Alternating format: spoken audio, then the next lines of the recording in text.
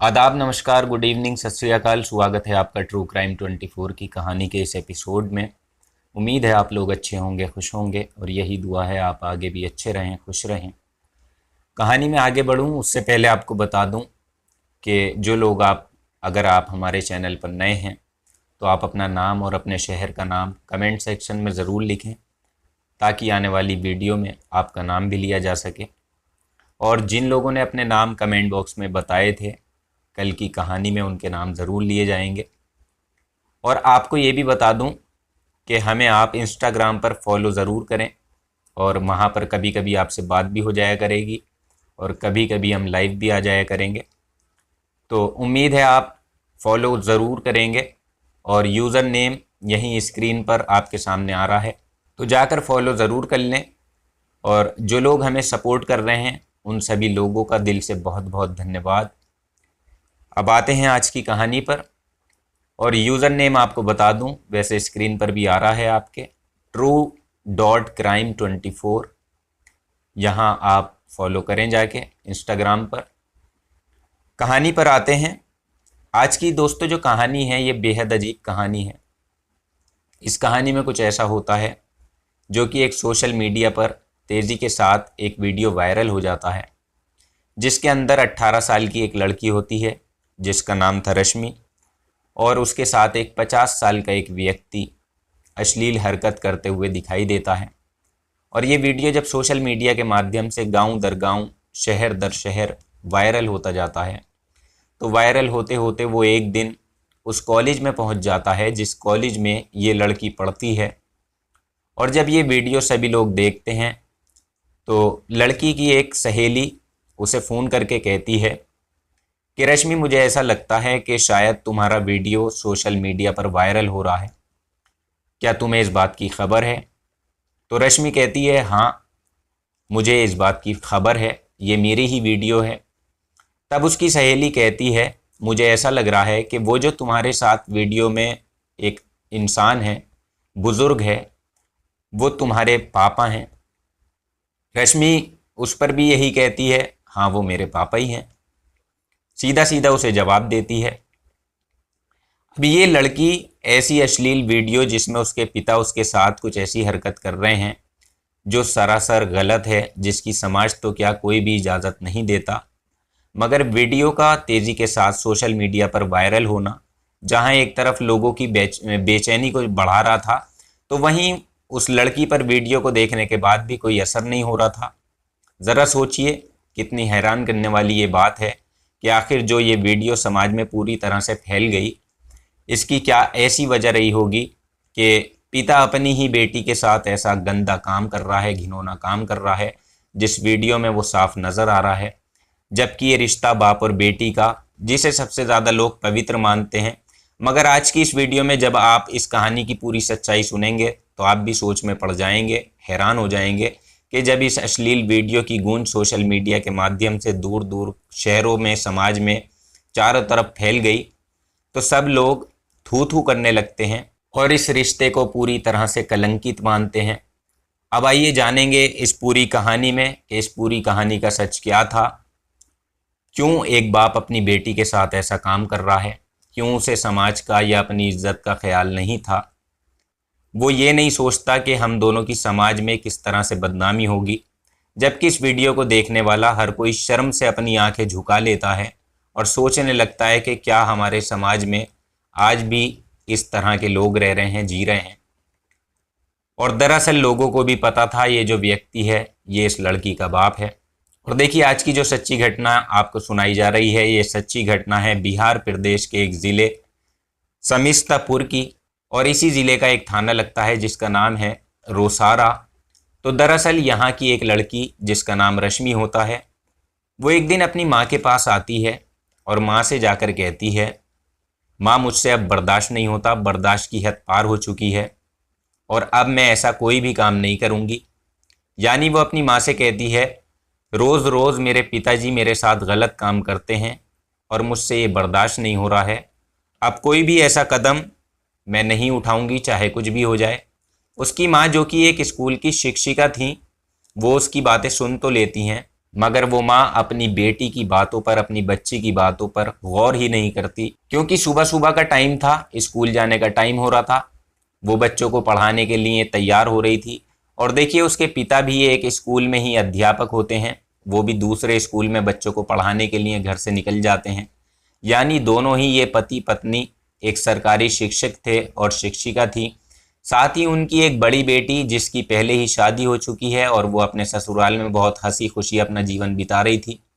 अब यहाँ पर सिर्फ उनकी छोटी बेटी जिसकी उम्र अभी लगभग 18 साल के आसपास थी, जिसका नाम रश्मि था। जब लड़की इस तरह से अपने ऊपर हो रहे अत्याचार को बताती है तो उसकी माँ जैसे ही इस तरह की बात अपनी बेटी के मुंह से सुनती है, उसे एकदम से गुस्सा आ जाता है और वो अपनी बेटी को एक ज़ोरदार थप्पड़ लगाकर कहती है कि तुम्हें शर्म नहीं आती, तुम ये कैसी बातें कर रही हो अपने पिताजी के बारे में। तो तब लड़की कहती है कि माँ मैं सच बोल रही हूँ, पिताजी मेरे साथ बहुत बदतमीज़ी करते हैं, बहुत ज़्यादा गलत काम करने की कोशिश करते हैं और कितनी बार तो वो गलत कर चुके हैं। जब से अब तक मैंने मुंह नहीं खोला, मगर अब बर्दाश्त की हद जो है वो पार हो चुकी है, क्योंकि बात बहुत ज़्यादा बढ़ती जा रही है। ये बात अब घर से बाहर जा चुकी है, लेकिन आप इस पर कोई गौर नहीं देती हैं। आप उन्हें रोकने की कोशिश कीजिए। अगर आपके कहने पर भी वो नहीं रुके तो मुझे फिर मजबूरन उनके खिलाफ़ रिपोर्ट दर्ज करानी होगी, मुझे थाने जाना पड़ेगा। इसलिए माँ भी उसकी इतनी बातें सुनकर फिर से वो उसे डांट देती है, उसे शांत करा देती है कि घर में चुपचाप रहो या फिर अपने कॉलेज जाओ। अगर ज़्यादा इस तरह की बातें तुमने मुझसे की और अपने पिता के बारे में की तो ये अच्छा नहीं होगा और फालतू चक्कर में पड़ने की कोई ज़रूरत नहीं है। यानी माँ ये सब बात कहकर घर से निकल जाती है बच्चों को पढ़ाने के लिए। और वो लड़की जो अपनी इज्जत के डर से घर में बैठकर अकेले ही रोती रहती है और परेशान होती रहती है। अब आखिर वो करे तो क्या करे, क्योंकि उसके साथ उसके ही घर में हर रोज़ इतना बुरा जो हो रहा था और फिर भी उसका कोई साथ नहीं दे रहा था। वो इसी बात को लेकर बहुत ज़्यादा परेशान थी, डिप्रेशन में आ गई थी। और फिर एक दिन उसने अपने ननिहाल में फ़ोन लगाकर अपने मामा से कहा। उसने सब कुछ अपनी बातचीत अपने मामा को बताई, जो भी उसके साथ कुछ हो चुका था, और कहा कि मामा मेरे पिताजी मेरे साथ बहुत गलत हरकतें करते हैं। आए दिन जब उनका मन करता है तब वो मेरे साथ गलत काम करते हैं, मेरे साथ शारीरिक संबंध बनाते हैं। मुझे समझ ही नहीं आता कि मेरी माँ के होते हुए भी ये सब कुछ मेरे साथ ऐसा क्यों हो रहा है। मैंने माँ से इस बात का जिक्र किया था मगर उन्होंने भी इस पर कोई गौर नहीं किया। और देखिए जब लड़की अपने बाप के बारे में अपने मामा को फ़ोन करके सारी बात बताती है तो मामा को भी बहुत ज़्यादा गुस्सा आ जाता है और वो भी यही बात कहते हैं कि तुम्हें शर्म नहीं आती, तुम अपने पिताजी के बारे में इस तरह की अश्लील बातें कर रही हो, तुम्हें क्या हो गया है, क्या तुम पागल हो गई हो। यानी जब उसके मामा भी ये सारी बातें सुनते हैं तो वो भी उसकी मदद किए बगैर उसे सिर्फ डांटने लगते हैं।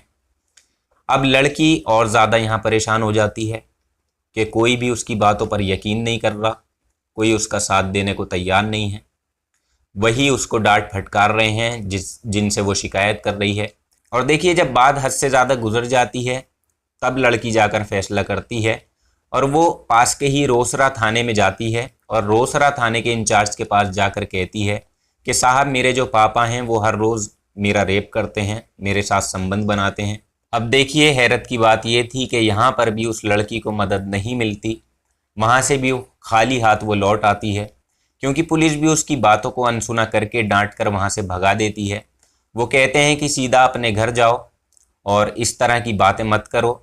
यानी कुल मिलाकर पुलिस ने भी इस मामले को जो है वो सीरियस नहीं लिया और उस बच्ची की मजबूरी को नहीं समझा, उसके हालात को नहीं देखा और उसकी मदद भी नहीं की।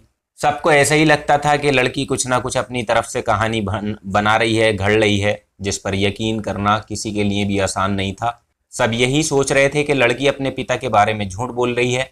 गांव में एक अच्छी पहचान थी क्योंकि उस व्यक्ति की पूरे गांव वाले इसके पिता की इज्जत करते थे और बड़ा भाई कहकर वो बुलाते थे, सॉरी बड़े जी कहकर उसके पिताजी को बुलाते थे। इसलिए कोई भी उसकी बात पर यकीन नहीं कर रहा था, बड़े जी की इज्जत बहुत ज़्यादा थी।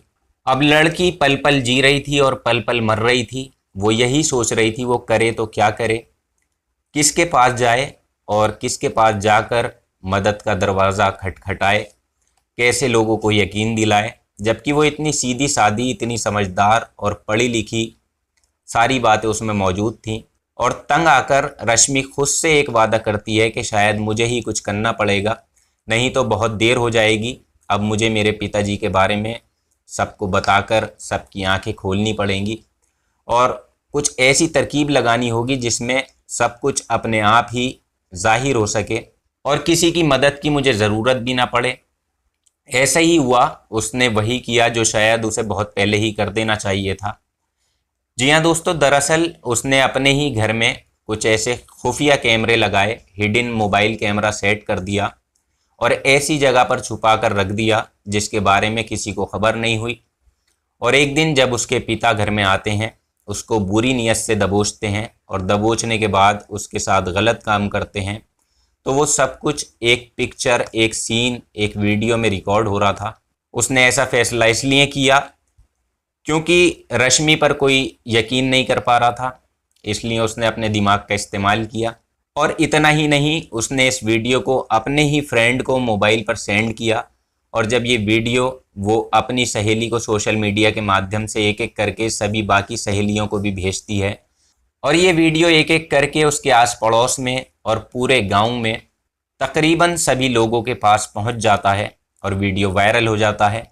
और जब यही वीडियो रोसड़ा थाने में पहुंचता है तो तब जाकर कुछ लोग कहते हैं कि साहब, जिस लड़की का ये वीडियो है और जिस वीडियो में ये व्यक्ति है, ये दोनों ही रिश्ते में बाप और बेटी हैं। तब पुलिस देखकर हैरान हो जाती है और परेशान होकर कहती है कि अरे, ये तो वही लड़की है जो अभी कुछ दिन पहले हमारे पास आई थी और ये अपने पिता के खिलाफ ही रिपोर्ट दर्ज कराने आई थी। आपको बता दें कि दरअसल 4 मई 2022 को ये वीडियो जब तेज़ी के साथ वायरल होता है, तब जाकर पुलिस की भी आंखें खुलती हैं। उस लड़की को तुरंत थाने में बुलाया जाता है और उससे एक तहरीर ली जाती है और तहरीर के आधार पर थाने में एक एफआईआर दर्ज की जाती है। और एफआईआर दर्ज होने के बाद जब लड़की से पूरी कहानी पूछी जाती है तो वो कहती है कि साहब, मेरे पिताजी काफ़ी समय से मेरे साथ गंदे काम करते हैं, मेरा रेप करते हैं और अगर मैं इसके बारे में माँ से कहती हूँ तो माँ भी उसी का साथ देती हैं, मेरे मामा तक उनका साथ देते हैं। कोई मेरी बातों पर यकीन नहीं करता, यहाँ तक कि आपने भी मेरी बातों पर यकीन नहीं किया था। मैं पहले ही यहाँ पर रिपोर्ट लिखवाने आई थी, लेकिन मुझे यहाँ से भी भगा दिया गया था और इसकी वजह यही थी जो मैंने आपको शुरू में बताई कि बड़े जी का जो नाम था, जो इज़्ज़त थी, बहुत ज़्यादा थी। पुलिस प्रशासन में भी उनकी बात थी, काफ़ी इज्जत थी। तो किसी ने इस मैटर को सीरियस नहीं लिया। लड़की पुलिस को बताती है मेरे साथ काफ़ी टाइम से बहुत गलत हो रहा है और जब पुलिस सुनती है तो ये मामला बाद में बड़ी गंभीरता से लिया जाता है और सोशल मीडिया पर जब इस वीडियो की खबर बहुत ज़्यादा काफ़ी मात्रा में फैलने लगती है और अखबारों में ये सुर्खियां बन जाती हैं, तो तब कहीं जाकर पुलिस जो है उसकी नींद खुलती है और आखिरकार 7 मई 2022 को उसके पिताजी, यानी कि एक स्कूल में सरकारी शिक्षक हैं जिनकी उम्र लगभग 50 साल के आसपास थी और इन्हें पूरा गांव, जो आसपास के लोग थे, बड़े जी के नाम से बुलाया करते थे। तो तब इसी बड़े जी को गिरफ्तार किया जाता है और तब कहीं जाकर सभी लोगों को यकीन होता है, उन लोगों को खासकर जिनके पास ये लड़की बार बार मदद के लिए आती जाती थी, अपनी गुहार लगाती थी, मदद की अपील करती थी, अपनी ज़िंदगी की, अपनी आबरू की हिफाजत की गुहार लगाती थी, लेकिन कोई भी व्यक्ति उसकी मदद के लिए आगे नहीं आया और लड़की ने ही अपनी मदद खुद की। उसके बाद इसके मामा उसको समझाते हैं कि तुम एक बयान अपनी ज़ुबान से सोशल मीडिया पर वायरल करो और उसमें कहो कि पिताजी के साथ जो वीडियो वायरल हो रहा है वो वीडियो एडिट किया हुआ है, वो सच्चा और असली वीडियो नहीं है, ताकि इससे परिवार की जो बदनामी सोशल मीडिया के माध्यम से हुई है, वो समाज में जो फैल रही है, उस बदनामी से बचा जा सके, उसको रोका जा सके और हमारी भी सबकी इज्जत बनी रहे। यानी वो अब उसको इस तरह का सुझाव देते हैं, उसको इंसाफ दिलाने के बजाय, और उसकी ही बातों को दबाए रखना चाहते हैं। लेकिन ये किसी ने नहीं सोचा, उसका बाप एक टीचर होते हुए भी, गुरु होते हुए भी ऐसा काम करता है और अगर वो ये सब बातें पहले ही सोच लेता तो इतना घटिया काम वो करता ही नहीं, क्योंकि गुरु को भगवान समान माना जाता है, वो इतने बड़े पद पर हैं। और देखिए, अकेला शिक्षक नहीं बल्कि उसकी माँ भी उसके साथ साथ एक सरकारी टीचर हैं। अच्छे पद पर होते हुए भी दोनों उसके साथ ऐसी हरकतें कर रहे थे, जिससे ना केवल इंसानियत शर्मसार होती है बल्कि ये सवाल भी उठता है कि क्या बेटियां अपने ही घर के अंदर भी सुरक्षित नहीं हैं? क्या बेटियां माँ बाप की परछाई में भी खुद को सेफ नहीं समझ सकती? और अगर घर में बेटियां सुरक्षित नहीं हैं तो दुनिया के लिए ये एक गंभीर सवाल खड़ा हो रहा है कि आखिरकार बेटियां कहाँ पर सुरक्षित होंगी, कहाँ उनकी सेफ्टी होगी। अगर ऐसे ही चलता रहा तो ऐसी कंडीशन में कोई किसी की मदद नहीं कर पाएगा, कोई इसके खिलाफ आवाज़ नहीं उठा पाएगा, क्योंकि सरकार भी जो जिम्मेदारी जो सरकार की बनती है कि वो लोगों को अच्छी सीख दे, क्योंकि वैसे भी हमें स्कूलों में या घर परिवार में अच्छे माहौल में गुड टच और बैड टच के बारे में समझाया जाता है, खासकर बच्चों को, कि गुड टच क्या होता है, बैड टच क्या होता है। और इस घटनाक्रम को सुनाने का उद्देश्य केवल यही है कि किसी भी बच्ची के साथ, किसी भी लड़की के साथ अगर कोई भी घटना होती है और उसमें अपना कोई भी रिश्तेदार हो, सगा रिश्तेदार हो या अपने घर का हो, और उसमें अगर आपको पता चलता है कि ऐसी वारदात, ऐसा कोई घिनौना काम हो रहा है, तो आपको भी चुप नहीं बैठना है, उसके लिए आपको आवाज़ उठानी पड़ेगी, और तभी जाकर लड़कियां या बच्चियां सुरक्षित रह पाएंगी। और देखिए, ऐसी घटनाएं हमारे देश में ज़्यादा हो रही हैं जो यौन शोषण को लेकर होती हैं, चाइल्ड एब्यूजिंग होती है। तो इन चीज़ों को हमें रोकना होगा और खुद ही रोकना होगा। तो आज की कहानी में इतना ही। इस कहानी को लेकर आपकी जो भी राय हो आप हमें कमेंट सेक्शन में ज़रूर लिख सकते हैं, और याद से आप हमें इंस्टाग्राम पे फॉलो ज़रूर कर लें। true.crime24 ये यूज़र नेम है, और कल की वीडियो में जिन लोगों के नाम रह गए हैं सभी के नाम लिए जाएंगे। तो उम्मीद है आप लोग हमेशा अपना प्यार बनाए रहेंगे और यूं ही हमें सपोर्ट करते रहेंगे, और आपके प्यार और सपोर्ट की हमेशा हमें ज़रूरत रहेगी। तो दोस्तों, आज कहानी में इतना ही। कल आपसे फिर मुलाकात होगी किसी नई कहानी में, किसी नई सच्ची घटना में। तब तक आप अपना ख्याल रखें, अपनों का ख्याल रखें, और याद रखें आप में और क्राइम में सिर्फ इतनी दूरी है कि आप कितना सतर्क हैं। तो अपना और अपनों का ख्याल रखिएगा, सतर्क रहिएगा, सावधान रहिएगा। जय हिंद, वंदे मातरम।